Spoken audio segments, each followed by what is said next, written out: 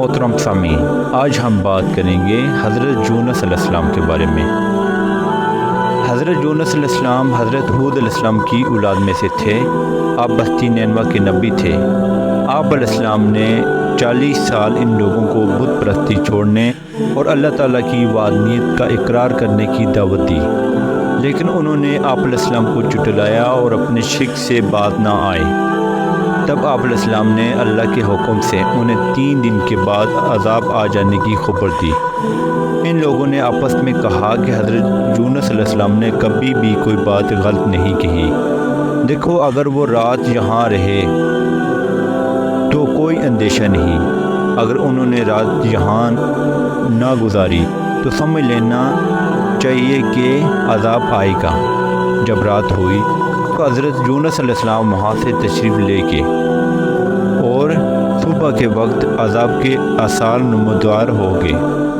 آسمان پر سیاہ رنگ کا ہیبت ناک بادل آیا، بہت سارا دھواں جمع ہوا اور تمام شہر پر چھا گیا۔ یہ دیکھ کر انہیں یقین ہو گیا کہ عذاب آنے والا ہے۔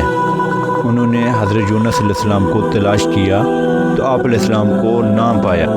اب انہیں اور زیادہ اندیشہ ہوا تو وہ لوگ اپنی عورتوں، بچوں اور جانوروں کے ساتھ جنگل کی طرف نکل گئے اور توبہ کا اظہار کیا۔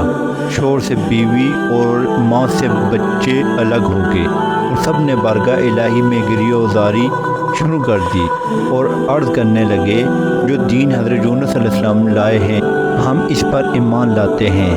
تو اللہ تعالیٰ سے اخلاص کے ساتھ مغفرت کی دعا کی تو پروردگار نے ان پر رحم کیا، دعا قبول فرمائی اور عذاب اٹھا دیا گیا۔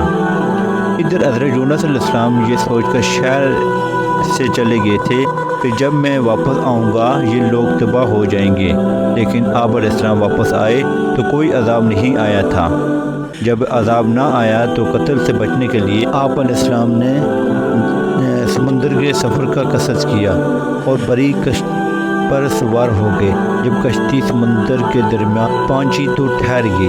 ملاحوں نے کہا، اس کشتی میں اپنے مالک سے بھاگا ہوا کوئی غلام ہے، قرعہ اندازی کرنے سے ظاہر ہو جائے گا کہ وہ کون ہے۔ چنانچہ قرعہ اندازی کی گئی تو اس میں آپ علیہ السلام ہی کا نام نکلا۔ اس پر آپ علیہ السلام نے فرمایا کہ میں ہی وہ غلام ہوں۔ اس کے بعد آپ علیہ السلام پانی میں ڈال دیے گئے، کیونکہ ان لوگوں کا دستور یہی تھا کہ جب تک بھاگا ہوا غلام دریا میں غرق نہ کر دیا جائے اس وقت تک کشتی چلتی نہیں تھی۔ جب حضرت یونس علیہ السلام کو دریا میں ڈال دیا تو انہیں ایک بڑی مچھلی نے نگل لیا، اور اس وقت آپ علیہ السلام کا حال یہ تھا کہ آپ خود کو اس بات پر ملامت کر رہے تھے کہ نکلنے پر جلدی کیوں کی اور قوم سے جدا ہونے پر اللہ تعالیٰ کے حکم کا انتظار کیوں نہیں کیا۔ آپ علیہ السلام کئی روز مچھلی کے پیٹ میں رہے۔ آپ علیہ السلام بار بار دعا کرتے رہے، اے اللہ، تیرے سوا کوئی معبود نہیں، تیری ذات پاک ہے، بے شک میں قصوروار ہوں۔ اس وقت اللہ تعالیٰ نے آپ علیہ السلام کی دعا قبول کی۔ اس مچھلی نے کنارے پر آ کر آپ علیہ السلام کو اگل دیا۔ آپ علیہ السلام بہت نازک ہو چکے تھے، دل آپ علیہ السلام کی بہت نازک ہو چکی تھی، جسم میں کوئی بال نہ رہا، حالت ایسی تھی کہ ہل نہیں سکتے تھے۔ اللہ تعالیٰ نے ادھر ایک کدو کی بیل اگا دی تاکہ آپ علیہ السلام محفوظ رہیں۔ ایک روایت کے مطابق ہرنی اور ایک روایت کے مطابق بکری آپ علیہ السلام کو آ کر دودھ پلاتی تھی۔ آپ علیہ السلام طویل عرصے تک وہاں رہے، یہاں تک کہ آپ علیہ السلام کی جلد صحیح ہو گئی اور جسم میں بال آ گئے اور بالکل تندرست ہو گئے۔ تو اللہ تعالیٰ نے دوبارہ اس قوم کی طرف بھیجا۔ آپ علیہ السلام جب وہاں گئے، وہاں پوری کی پوری قوم آپ پر ایمان لے آئی۔ محترم سامعین، اس واقعے سے ہمیں یہ سبق ملتا ہے، توبہ کریں، استغفار کریں، اللہ پاک بڑی بڑی مصیبتیں ٹال دیتا ہے۔